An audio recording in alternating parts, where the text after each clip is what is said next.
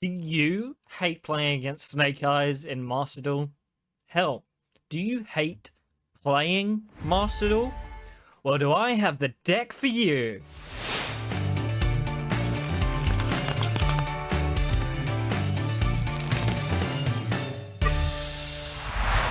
So here we are with one of my devious deck lists, probably one of the most annoying to play against. It is Stun. So let's go over the card by card. So starting off with, we have Yugioh, the Spiritualist. This stops either player from special summoning, and you can also discard a random card to destroy all special summons.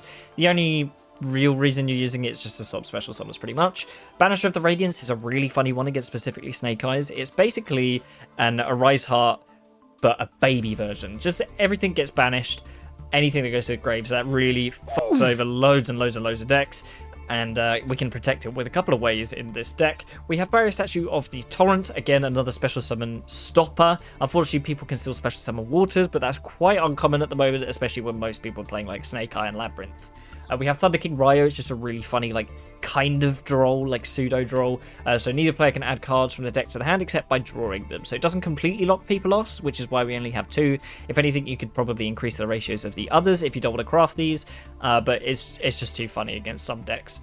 We have 3 Fossil Diner. Just stop special summons. The secret effect is if you set this and it flips, you destroy all special summon monsters on the field, which can sometimes catch people off guard, and is one of the few ways Stun can kind of come back from a board state.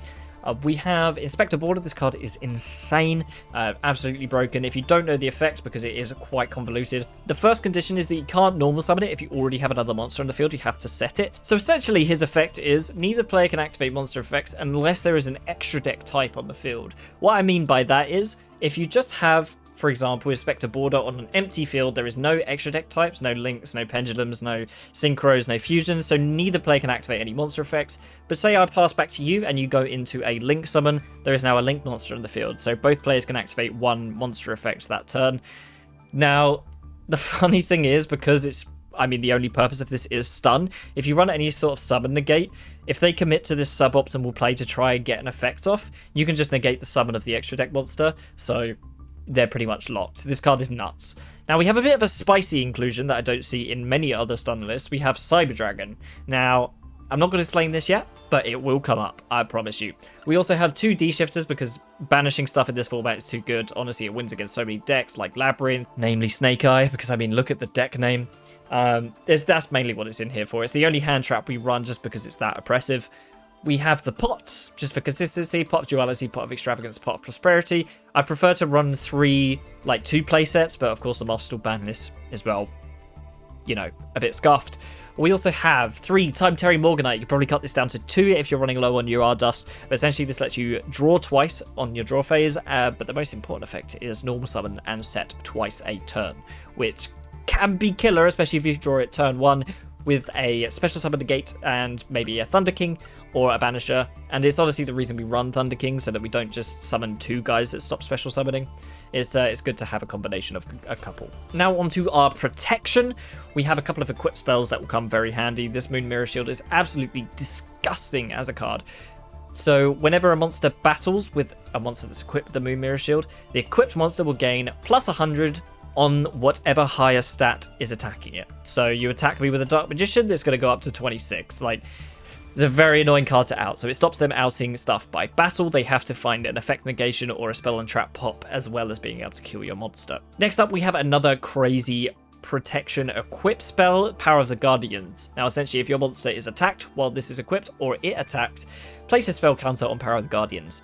Now it gains 500 attack for each spell counter, but the important thing is if it would be destroyed, you can remove 1 counter. So you're pretty much infinitely protected if they try and swing over it by battle without killing Power of the Guardians. And we also have, which is kind of commonly run, the Clockwork Knight. Now this is one of the reasons we run the Cyber Dragon, but Clockwork Knight's kind of primary effect in this deck is the stat boost. So everything becomes a machine. Your machines gain 500 attack and defense. Your opponent's machines lose 500 attack and defense. You basically gain 1,000 points on each monster with this one card, which is really good in stun when all you have is a normal summon and you just have to keep hitting them. The spice with this, and I will go into this now, is that if you see the Cyber Dragon and Clockwork Knight going second or even going first, you can kind of set up. You can go into Chimera Tech Fortress Dragon by fusing their entire board. Because they're all machines, you can use the Cyber Dragon and every single monster on the field with Clockwork Knight, changing it to a machine to just board wipe. This is one of the few board wipes in this deck. And another spicy thing is, even if you don't have Clockwork Knight, but you do draw the Cyber Dragon, specifically for going turn 2, we have Chimeratech Mega Fleet Dragon, which uses Cyber Dragon plus 1 monster in the extra monster zone. So you can special summon the Cyber Dragon, get rid of whatever's in the extra monster zone, ideally your opponents, because you're not special summoning from the extra deck otherwise, and then you can just pop off. You can go into your Inspector Border, you can go into your normal summons from then. So it comes up very rarely, but it's really funny when it does, and honestly it catches people off guard, so it's worth including. We have one evenly matched. Honestly, this is here just to annoy people. When when you go second, or when you're forced to go second and you see this and then summon the Inspector Border, people get really, really angry and usually just concede. So that's why that's there, honestly. We have 2 Armory Core because it's really funny with the Moon Mirror Shield and Power of the Guardians. You can wait for them to go into battle to try and beat over one of your monsters and just bring out one of these to protect it, and then they usually scoop. And then we have the Solemns. I mean, we have 3 Solemn Judgment, 2 Solemn Warning, 2 Solemn Strike. Now, Strike can probably be cut because it's a special summon, and we're trying to stop them from special summoning, but this is specifically here for if you get like Inspector Border, or if they summon something somehow that gets over your monsters. Yeah, I mean, you could probably cut these and replace this like with another warning, but I'd really like just having it all the Solemns. It really increases our options. We have one, there can be only one. Now, be careful with this card, because if you have Clockwork Knight open, it really fucks you over because you only have 1 monster on the field. And in stun, that's not great because they'll just keep setting 1 and they'll deck you out. So be careful with this one. With great power comes great responsibility. And for the last card, we have Crackdown. This basically just steals your opponent's monster and quips Crackdown to it. Now, you can't do anything with the monster. By do anything, I mean kind of attack or switch positions or anything. But stealing an opponent's monster when they're about to do something, if they're about to kill your monster, if they're about to summon something big, you can just steal it and use it. Another funny thing you can do with stealing it is these extra deck plays. So again, they come up very rarely, but you might as well use the extra deck for something. All the rest of the extra deck is basically covered by Xyz monsters that summon themselves for free based on the rank of monster. I'm sure there's a couple here I'm missing, but as I say, it comes up so rarely, it's barely worth. But we have like Downerd, a Rise Heart for if we steal a Kashtira Xyz, Duel Driver, Pain Gainer, 7 Sin. So they all summon themselves for free if you have a certain rank and type Xyz. And Zeus, just in case, like, you never know. So it can be a really funny play, but as I say, it comes up so rarely that you can pretty much shove anything in this extra deck if you want. And these 2 are an example of that. I just shoved them in because why not, right? But anyway, that's it for the card by card of this despicable list. Let's go into a few games and show you what it does. Going into our first game, our opponent chose to go second, which is a big mistake when it comes to playing against this deck. So we drew some really good cards here. We got our Inspector Border, we got our Clockwork Knight to boost him up, and a Moon Mirror Shield. And that's the end of our turn. Our turns are really fast because we pretty much only normal summon and equip something. But he can't activate any monster effects. He's going to normal summon Snakeye Ash. He can't activate his effect of his Inspector Border. He uses a Seeker to bring out the Diabell Star to hand. And then he can use a Diabell Star, unfortunately, because it's not an activated effect, he can special summon it. He's going to use those 2 to go into Nightmare Phoenix, but now he can activate 1 monster effect because there's an extra deck type on the field. And he uses the effect to get rid of the Clockwork Knight, which is fine by me. We still have the Moon Mirror Shield. He didn't pop the Moon Mirror because it goes to the top of my deck, so I can understand that. We still have a pretty good board, and Macrocosmos is great against this deck, but we can just summon Banisher of the Radiance, which banishes everything. We'll go to battle and swing the Inspector Border over the Nightmare Phoenix, and then swing the Banisher of Radiance into face. Now, not only can he activate no monster effects, everything that goes to the graveyard is banished. He summons a Poplar and realizes he can't activate anything. But shit. So that is the prime example of how this beats Snakeyes. Obviously, we saw Inspector Border, so that's pretty good, but it would have been just as good if that was a Dino or like a Jowgin or anything. So, yeah, solid deck. Going into game 2, we're actually going second here, which is unfortunate for us, but as I said, we do have a couple of tricks up our sleeve for going second. Our opponent's going to start with Raiden, Hand of the Lightsworn. Looks like we're playing against a Lightsworn deck here. Absolutely nuts deck, actually. He's just gone joke straight, and he's just going to summon a bunch of level 4 dudes. He's then going to summon King's Knight, going to the Jack's Knight. Use all 3 to go to Arcana Extra Joker, which, interesting deck. But we get to show off one of our funny plays in this. He's going to mill some, shuffle some back. Honestly, I don't know what you're doing, dude.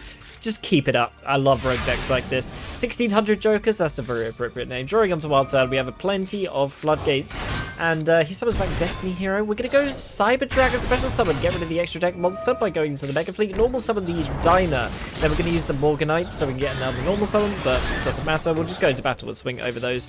We'll set the Anti-Spell Fragrance, Solemn Warning, and Solemn Judgment, which is really solid. Now, I should have just flipped the Anti-Spell here in standby, but he normal summons Havness. We're just going to Solemn Warning that, and he'll pass back to us. Now, we've got a pretty solid board. I don't really see how this is going to out it. Now, I'm kind of glad that I didn't flip the Anti-Spell. We drew 2 because of the Morganite, and we're just going to summon the Banisher and swing for, like, loads of damage. We're going to use the Moon Mirror Shield on the Diner now, just to avoid evenly match, just in case he has it. But this looks pretty much game, set, and match. He does have a Galaxy Cyclone, so he can get rid of the Moon Mirror Shield. It is banished because of Banish of the Radiant, so it won't return. We'll flip the Anti-Spell Fragrance to stop any board breakers that might come out. He summons Thunderhand and sets 2, so this really is like an interesting rogue deck. Unfortunately, we drew 2 spells under our Anti-Spell Fragrance, which is the punishment we get, but we can just swing for lethal because the back row is nothing. Now, that game was not against meta, but it showed off the Cyber Dragon plays that you can pull off, so I thought I'd include it because, well, it doesn't come up often. Going to game 3, our opponent chose second again. I guess there's just a lot of going second decks a game going around. But we drew, again, a good hand. Pretty much every hand in stun is good unless it's 5 traps. We're just going to normal summon Fossil Diner and get the Clockwork Knight out so it's boosted, and that's literally it. Like, what a replay, right? This is what every game looks like in stun, pretty much, if you go first. Like, most games end like this. So I thought I'd include this, even though it was like 20 seconds. This is what this deck looks like most of the time. So, those were the games, and I'll show some pros and cons. The pros. Some games can be really, really fast. When your opponent realizes they can't do anything, oftentimes they will surrender as soon as they get their turn. So, as our last game showed, some games can last about 30 seconds. On the flip side of this, some games last forever.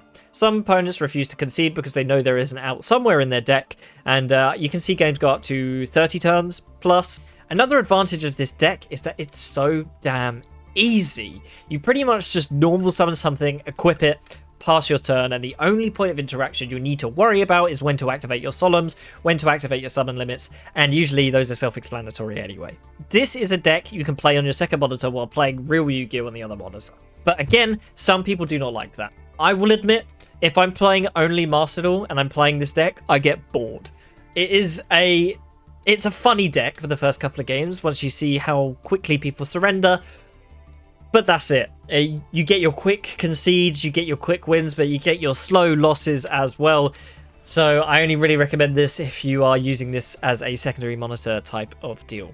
Overall though, you can see this is an extremely toxic strategy. I can see why people hate it, but personally, I think it's part of Yu-Gi-Oh! And I think we need to accept that as Yu-Gi-Oh! Players. Thank you so much for watching. If you made it this far in the video, please do feel free to hit subscribe. New Yu-Gi-Oh! Videos each week, and as always, happy dueling.